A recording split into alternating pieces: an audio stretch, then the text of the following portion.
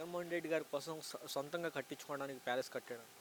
అంటే జగన్మోహన్ రెడ్డి గారు సొంతంగా ప్యాలెస్ కట్టితే ఆయన ఆల్రెడీ ముఖ్యమంత్రిగా ఉన్నప్పుడే దాంట్లో చేరిండొచ్చు. ప్రజల కోసం టూరిజం కోసం కట్టింది. ఇప్పుడు మీరు చేరండి, అభివృద్ధి చేయండి, టూరిజానికి ఉపయోగించండి వాటిని. నిందలేయడం తప్ప ఇదంతా కరెక్ట్ కాదు.